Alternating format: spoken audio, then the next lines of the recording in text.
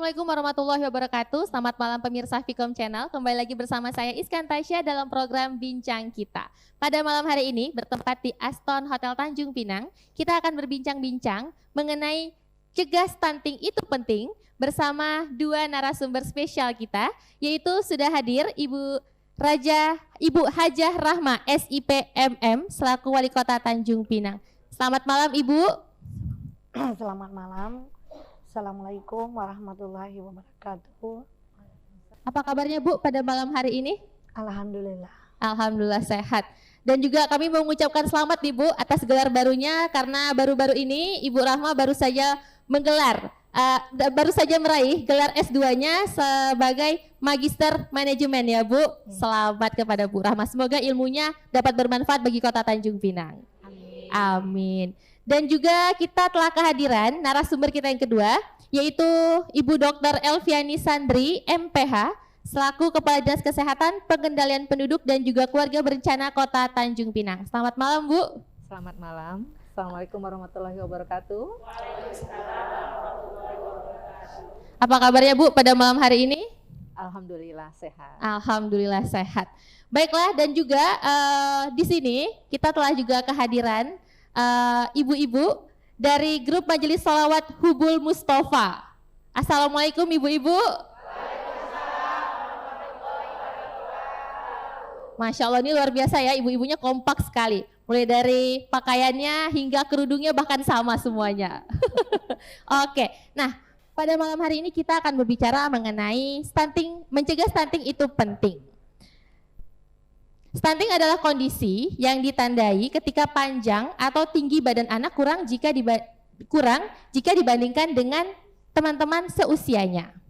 Penyebab utama stunting yaitu kekurangan nutrisi. Banyak yang tidak tahu jika anak yang pendek adalah ciri-ciri dari adanya masalah gizi yang kronis pada pertumbuhan tubuh anak termasuk stunting.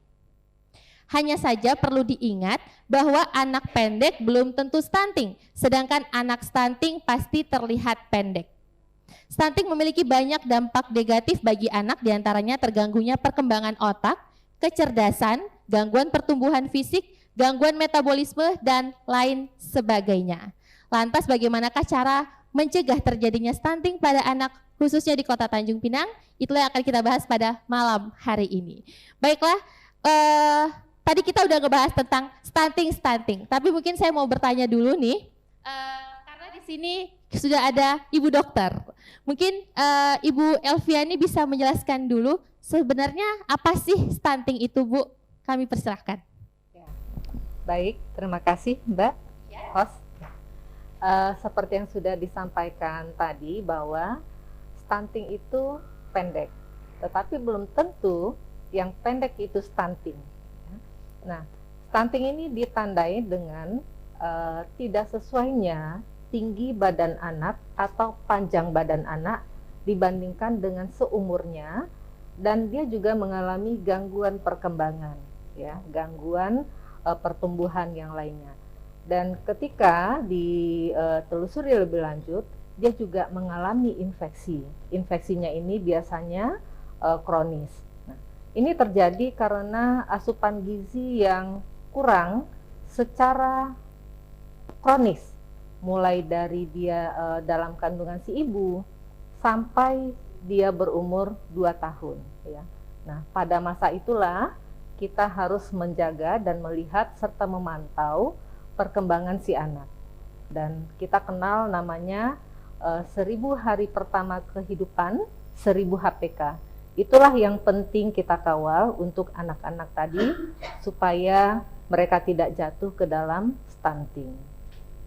Baik, terima kasih. Mungkin dengan informasi yang disampaikan ini kita mulai paham stunting itu seperti apa. Tapi Bu, mungkin masih juga orang bertanya sebenarnya ciri-ciri anak dengan stunting ini seperti apa sih Bu? Ya, ciri-cirinya seperti apa? Pertama tentu pendek, ya. Kita ada ukuran yang digunakan untuk menentukan dia pendek. Kita menggunakan standar WHO, di mana dibandingkan tinggi badannya atau panjang badannya di seusia yang bersangkutan, jika dia berada di bawah -2 standar deviasi, itulah dinamakan dia pendek tadi, ya. Nah, kemudian dia juga ketika dilakukan pemeriksaan lebih lanjut, dia mengalami gangguan pertumbuhan dan juga adanya penyakit yang diderita si anak, ya. Ketika kita melakukan pemeriksaan lebih lanjut terhadap anak yang stunting tadi, pada umumnya itu akan mengalami gangguan pertumbuhan misalnya di otak, ya.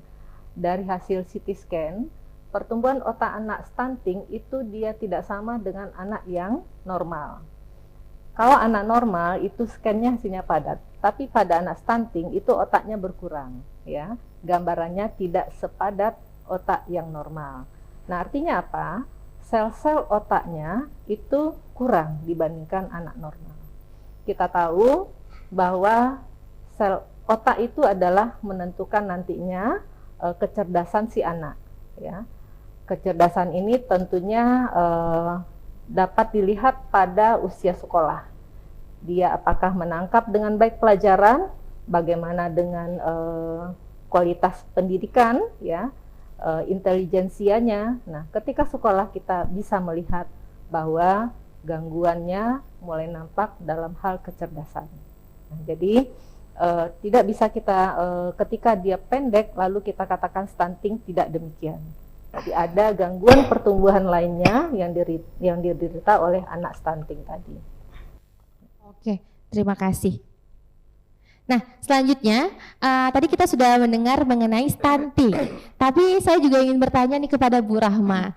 Pasti sejauh ini Bu dari pemerintah sendiri sudah memberikan banyak tentunya seperti penyuluhan atau juga mengedukasi masyarakat. Tapi sebenarnya kalau dari program pemerintah sendiri Bu, bagaimana sih Bu dalam upaya pencegahan stunting untuk anak-anak di Kota Tanjung Pinang? Silakan Bu. Baik, terima kasih dari hostnya, dan minta maaf nih suaranya agak ngebas. Yang pertama dari pemerintah, terutama untuk pencegahan, kita mulai dari sejak dini mungkin, tidak hanya setelah lahir, tapi dimulai sejak masih remaja. Tentu pemahaman ini penting untuk anak-anak usia remaja yang akan masuki usia calon pengantin atau akan berumah tangga. Yang kedua, kita juga berikan penyuluhan kepada calon-calon pengantin yang tadi kan usia remaja. Nah, yang kedua masuk ke tahapnya calon pengantin yang hari ini juga sudah dimulai penyuluhannya sejak mulai mendaftar. Nah, setelah itu tentu ada proses sudah menikah. Ini tentu akan terjadi kehamilan. Nah, sejak kehamilan ini kita juga berikan penyuluhan. Kalau di proses hamil tentu kita berikan ini penyuluhan langsung di Vaskes, fasilitas kesehatan. Ada di bidan, ada di puskesmas. Tentu dimulai tahap ini ibu atau calon ibu harus dapat asupan gizi yang sesuai dengan kebutuhan orang hamil. Dan setelah itu tentu ada kelahiran. Nah, inilah dimulai yang disebutkan tadi Ibu Kepala Dinas, bahwa 1000 hari kehidupan pertama, artinya dari 0 sampai 2 tahun. Ini betul-betul harus masuk dalam pantauan orang tua yang betul-betul harus perhatian. Karena hari ini pemerintah juga menyiapkan kebutuhan anak-anak kita untuk tumbuh kembang. Pertama adanya posyandu. Dari posyandu ini ada pemberian vitamin A. Ada tahapan yang namanya vaksin. Imunisasi. Nah, ini tentu semua tahapan ini tidak boleh kita lewatkan. Setelah itu adanya rutin ngecek HB untuk anak-anak. Sudah itu tentu juga ada ini pemberian penyuluhan gizi. Gizi seperti apa sih untuk hari ini anak-anak kita supaya terhindar. Kan hari ini kami lagi menggalakkan adanya dapur sehat anak stunting, ya Bu ya. Nah, ini kelihatannya sepele, tapi dampaknya besar untuk anak-anak kita. Karena kendala yang kita temukan di saat ada anak kita usia 0 sampai 2 tahun kecenderungan malas untuk makan, maka di situ dituntut arif bijaksananya ibunya atau orang tuanya bagaimana bisa menginovasi anak ini bisa ini punya keinginan untuk makan. Ini ada kalanya ibu sudah ini anaknya nggak mau, kitanya juga tidak termotivasi bagaimana anak ini bisa terpengaruh dengan cara kita menyajikan makanan. Ibaratnya Bu, dia kan tidak protes, Ma ini nggak ada garamnya, Ma ini nggak pandai protes. Apa yang kita suapin tentu itu yang dia makan. Nah ini perlu. Dan kita bersyukur hari ini penyuluhan terkait gizi apa sih yang paling banyak untuk memacu pertumbuhan tumbuh kembang anak kita yang baik. Kita tinggal di kepulauan.